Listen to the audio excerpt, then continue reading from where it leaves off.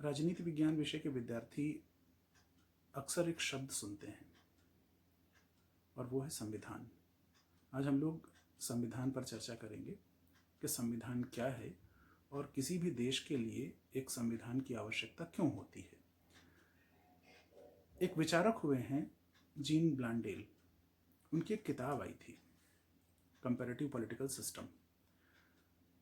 Comparative political system में gene ब्लांडेल ने लिखा है कि संविधान का निर्माण एक उदारवादी सिद्धांत के रूप में हुआ था, जिसका उद्देश्य सरकार की शक्तियों पर नियंत्रण स्थापित करना था, लेकिन आधुनिक सरकारों के लिए यह एक प्रतीक चिन्ह बन चुका है।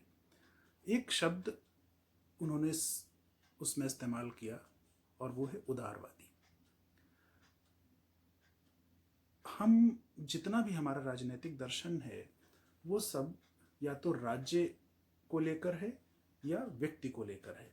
तो इस तरह से जितना भी पॉलिटिकल फिलॉसफी है वो राज्य के और व्यक्ति के बीच में एक पेंडुलम के रूप में घूम रही होती है। या तो विचारकों ने राज्य को प्राथमिकता देकर, राज्य को बड़ा मानकर कुछ विचार दिए हैं, और या फिर व्यक्ति को बड़ा मानकर उनके विचार आए हैं। तो जो लोग राज्य को बड़ा मानते हैं उनको आदर्शवादी कहते हैं। जैसे प्लेटो ने कहा कि राज्य व्यक्ति का बृहत्तर रूप है। अरस्तु कहते हैं कि राज्य व्यक्ति का पूर्वगामी है। तो इस तरह से लोगों ने राज्य को बड़ा माना और व्यक्ति को छोटा माना।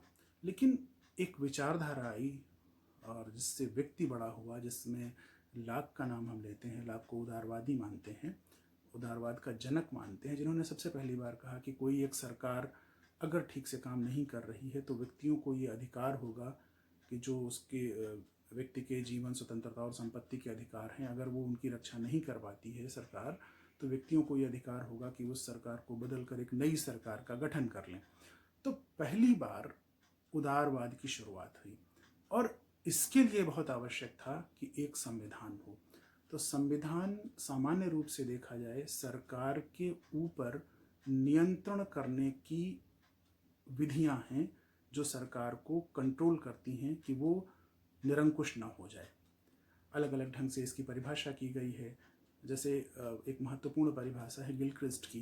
वो कहते हैं कि संविधान नियमों और कानूनों का लिखित या अलिखित रूप में एक ऐसा संग्रह है जो सरकार के गठन को, सरकार के मध्य शक्तियों के विभाजन को और सरकार के सिद्धांतों का निर्धारण करता है, जिसके आधार पर ये पूरा सिस्टम काम करता है। एक और विचारक हैं जिनका नाम C.F. स्ट्रांग है। वो मानते हैं कि संविधान सिद्धांतों का एक समूह है जिसके अनुसार सरकार की शक्तियां और शासितों के अधिकारों के मध्य एक सामंजस्य स्थापित किया जाता है ताकि वो ठीक ढंग से काम कर सकें। कार्ल फ्रेडरिक मानते हैं कि संविधान एक प्रक्रिया है जिसके माध्यम से सरकार पर एक प्रभावशाली नियंत्रण स्थापित किया जाता है। हरमन फाइनर एक विचारक हुए हैं, वो ये मानते हैं कि संविधान शक्ति संबंधों की आत्मकथा है। लॉर्ड ब्राइस कहते हैं कि संविधान किसी भी राजनैतिक समाज का एक फ्रेम है जिसमें संप्रभु शक्ति अपनी सत्ता का क्रियान्वयन करता है। तो इस तरह से अलग अलग विचारकों ने संविधान को परिभाषित करने की कोशिश की है। हमने जीन ब्लांडेल से अपनी बात शुरू की थी। जीन ब्लांडेल ने 3 तरह से इसको बताने की कोशिश की, प्रयास किया कि जो संविधान है उसको हम 3 स्टेप में समझ सकते हैं। पहली बात तो ये है जो हमने उस समय बताया था आपको कि वो इसको उदारवादी का एक साधन मानते हैं जिसने सरकार के कार्यों को नियंत्रित किया ताकि व्यक्ति के अधिकारों को और उसकी स्वतंत्रताओं की रक्षा की जा सके। दूसरा, वो ये मानते हैं कि संविधान एक तरह का प्रपत्र होता है, एक लेख होता है जिसके आधार पर एक सरकार काम करती है। और तीसरी बात उन्होंने कहा कि संविधान एक व्यवहारिक सरकार के गठन के रूप में भी हम उसको देख सकते हैं। जैसे बहुत सारे ऐसी जगह पर जहाँ, जैसे ब्रिटेन में है, हम कहते हैं कि लिखित नाम की कोई संस्था नहीं, वहाँ का प्रथाएं, परंपराएं और जो चीज़ें हैं उसके आधार पर सरकार काम करती है। तो एक व्यवहारिक सरकार का गठन, एक सरकार का होना जिसके लिए कुछ एथिक्स तय कर दिए जाएं, कुछ मानक बना दिए जाएं जिसके आधार पर सरकार काम करे। इसी श्रेणी में एक और विचारक आते हैं, उनके बिना संविधान की चर्चा शायद पूरी नहीं होगी, जिनका नाम है के.सी. वियर। के.सी. वियर की एक किताब आई थी मॉडर्न कॉन्स्टिट्यूशंस।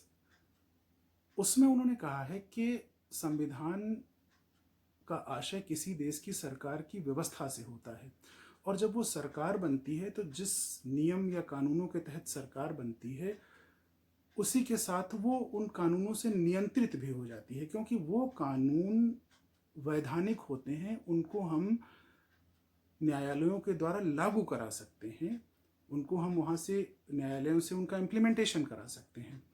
वो ये भी कहते हैं कि कभी कभी कुछ ऐसे कानून होते हैं जो अवैधानिक होते हैं, जिनको हम लागू नहीं करा सकते, जो प्रथाओं और परंपराओं पर आधारित होते हैं, लेकिन ये बने हुए नियमों से कहीं ज़्यादा पावरफुल होते हैं, कहीं ज़्यादा ताकतवर होते हैं, और सरकारें इनका उल्लंघन करना पसंद नहीं करती। अगर किसी लोकतंत्र में कोई सरकार का निर्माण होता है तो बहुत सारी ऐसी सरकारें हैं जो इनको बाईपास करना या इनका उल्लंघन करना या इनको अनदेखी करना उनके लिए आत्मघाती हो सकता है। वो कहते हैं कि संविधान वैधानिक नियमों का एक संग्रह है जो सरकार का नियमन करते हैं, जिसके आधार पर एक बृहत्तर प्रपत्र तैयार कर लिया जाता है और उसको संग्रहित कर दिया जाता है, जिसके अनुसार शासन के संचालन होते रहते हैं। तो ये कुछ अलग अलग विचारकों ने संविधान के बारे में अपने अपने विचार दिए हैं। अभी हम लोग इस विषय पर चर्चा करेंगे कि संविधानों को कैसे उनका वर्गीकरण किया जाता है। तो संविधानों का वर्गीकरण करने के लिए सबसे प्राचीन जो वर्गीकरण हमको प्राप्त होता है वो अरस्तु से प्राप्त होता है। अरस्तु ने दो आधार पर संविधान का वर्गीकरण किया था। पहला तो ये था कि सत्ता किसके हाथ में है, और दूसरा एक तरीका ये था कि शासन करने का उद्देश्य क्या है। तो एक व्यक्ति के हाथ में अगर सत्ता है, अगर वो जनता के हित में शासन कर रहा है तो उसको राजतंत्र कहेंगे, लेकिन अगर वो स्वहित में शासन करता है, अपने हित में शासन करता है, तो वो तानाशाही हो जाती है।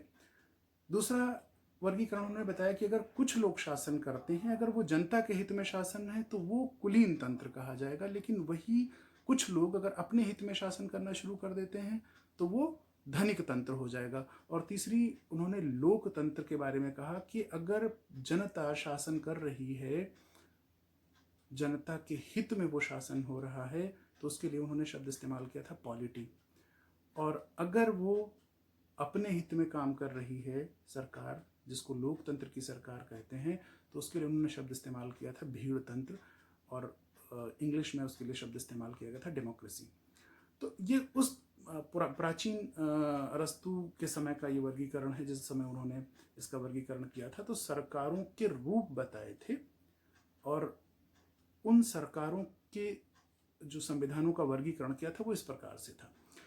इसके अलावा हम एक आधुनिक तरीका है जिसके आधार पर हम संविधानों का वर्गीकरण करते हैं, उसमें तीन चीज़ें पाई जाती हैं। पहली बात तो ये है कि किसी भी संविधान की उत्पत्ति या निर्माण के आधार पर हम उसको कंसिडर करते हैं। जैसे भारत का संविधान, इसका निर्माण किया गया है, और ब्रिटेन का संविधान वो धीरे धीरे विकास से आया है। इसको समझने की कोशिश करिए कि कुछ ऐसे संविधान हैं जो उत्पत्ति होती है उनको धीरे धीरे विकास से हम उनको प्रथाओं परंपराओं के आधार पर एक्सेप्ट कर लिया करते हैं। जैसे ब्रिटेन का संविधान और भारत का या अमेरिका का संविधान, इसका निर्माण किया गया है, इसको एक जगह पर लिखा गया है, अलग अलग देशों से उनमें चीज़ें शामिल की गई।